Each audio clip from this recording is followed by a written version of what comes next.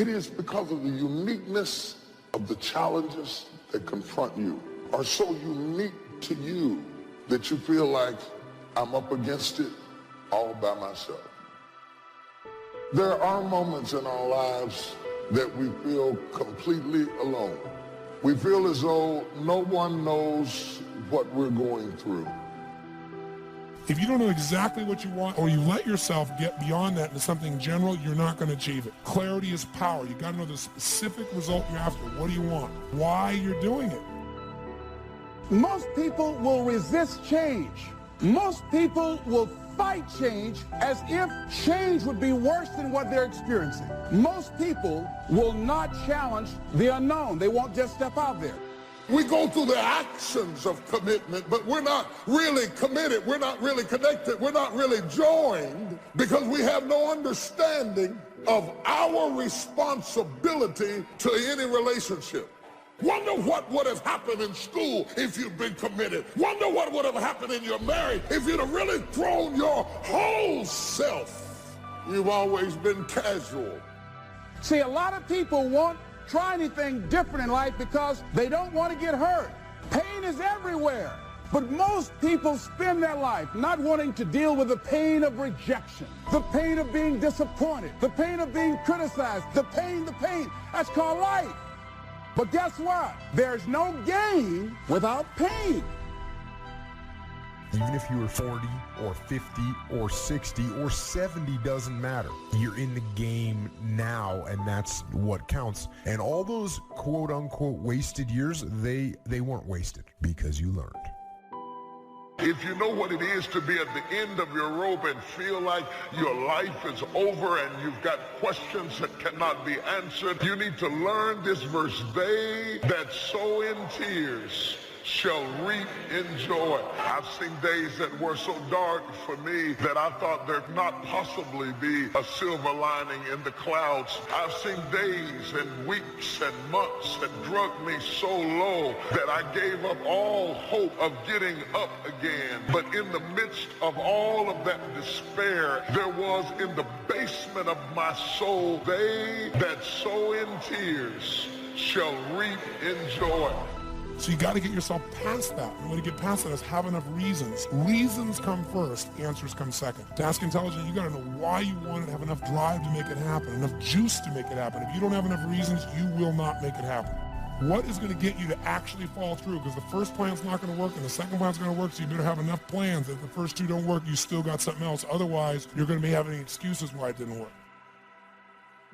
What do you do when something is missing out of your life and the things that replaced it do not compensate for what you lost? What do you do when you tried and failed and you want to quit?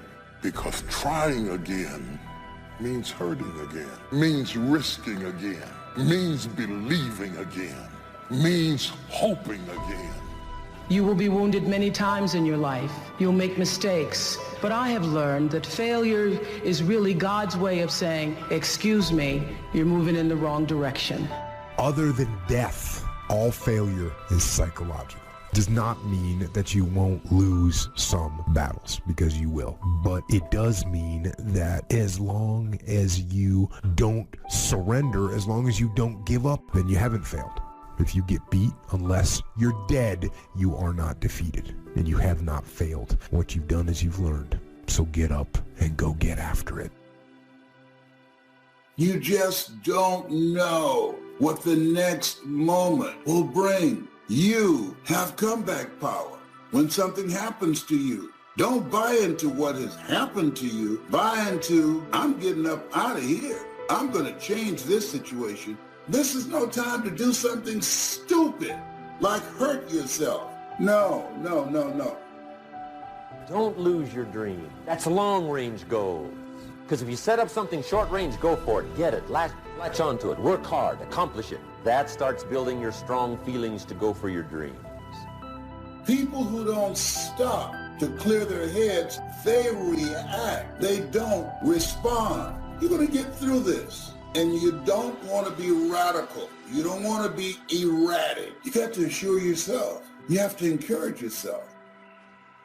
We all live in this bubble. What you got to do to get the life that God wants you to have, you got to put more air in your bubble. Expand yourself. Take yourself out your comfort zone. If you stay in your comfort zone, that's where you will fail. Success is not a comfortable procedure. It is a very uncomfortable thing to attempt. So you got to get comfortable being uncomfortable if you ever want to be successful. As long as God wakes you up, that means he ain't through with you yet. You got a shot to correct it and get it right. And he kept waking me up. So I figured, okay, God wakes you up. That also means that he has something for you that you've yet to receive. You have to have a lot of passion for what you're doing because it's so hard that if you don't, any rational person would give up. It's really hard, and you have to do it over a sustained period of time. So if you don't love it, you're going to give up. And that's what happens to most people, actually. The ones that are successful loved what they did so they could persevere, when it got really...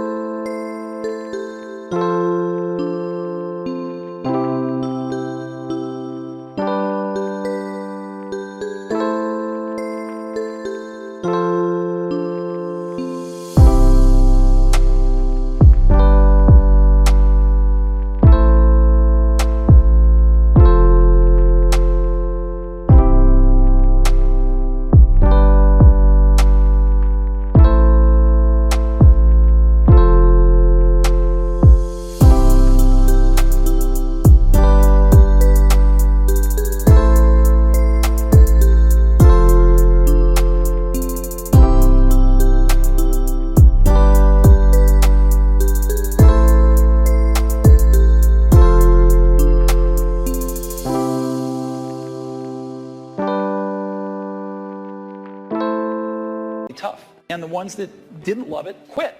So it's a lot of hard work and it's a lot of worrying constantly. So you got to love it. You got to have passion. If you think ordinary's cool, ain't no problem. It's some really wonderful ordinary people. But here's the fact. All of you have extraordinary capabilities. All of you. You have to decide if you are willing to do the things to put you in that category. Rich people don't sleep 8 hours a day. He who loves to sleep and the folding of hands, poverty will set upon you like a thief in the night. Better have a valued goal, because otherwise you can't get any positive motivation. And so the more valuable the goal, the more the micro processes associated with that goal start to take on a positive charge. Well, you get up in the morning and you're excited about the day. You're ready to go. What you do is you specify your long-term ideal. You want to specify goals that make you say, if that could happen as a consequence of my efforts, it would clearly be worthwhile. The question always is, why do something? It's easy to get faked out by being busy. Guy comes home at night all exhausted, falls in the chair and says, oh, I've been going. Here's the big question. Doing what? It's not the going. Some people are going, and they're doing figure eights. So don't mistake movement for achievement. The next question might be, well, where should you look for worthwhile things? You need a family, you need friends. Like, you don't need to have all these things, but you better have most of them. Family, friends, career, educational goals, etc. That's what life is about. And if you don't have any of those things, then all you've got left is misery and suffering. So that's a bad deal for you. If you can't be good company to yourself, you can't be good company with anybody else. I heard a song called I'm Lonely Whenever You Are Around. Have you ever had that kind of experience? Yes, you have. You could be lonely in the middle of a crowd, alone in your thoughts, people surrounding you, and you're lonely because you have a different kind of mindset. The energy is different, and your mind is in another place.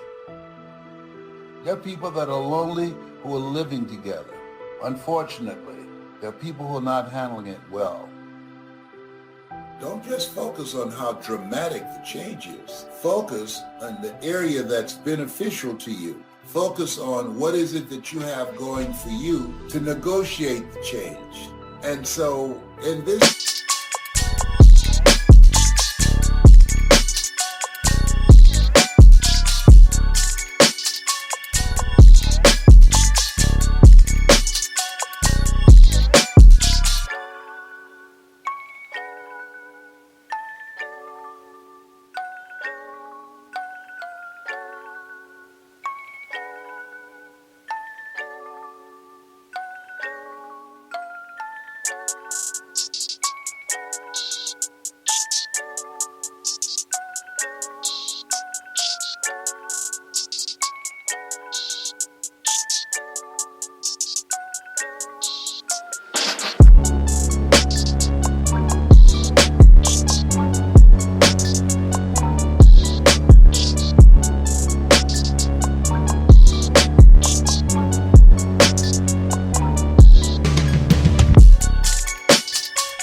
time where we are, that everybody would recognize that dramatic change has taken place. And many people are stressed out. Many people are frightened. Many people are confused and don't have a clue on what to do and feel overwhelmed. And so say to yourself, I am free to create a new life for myself. I'm aware of the fact that I have the ability to make my life recession-proof. Right now, I am my boss. Who it is that you're trying to be, you aim at that, and then you use everything you learn as a means of building that person that you want to be. And that's fine, except you'll fail all the time then. You just won't know it until you've failed so badly that you're done. And that can easily happen by the time you're 40. I would recommend that you don't let that happen. Okay, so once you get your goal structure set up, you think, okay, if I could have this life, looks like that might be worth living. Anxiety provoking and threatening, and there's going to be some suffering and loss involved and all of that. The goal is to have a vision for your life. Then you turn down to the micro routines. It's like, okay, well, this is what I'm aiming for. How does that instantiate itself day to day, week to week, month to month?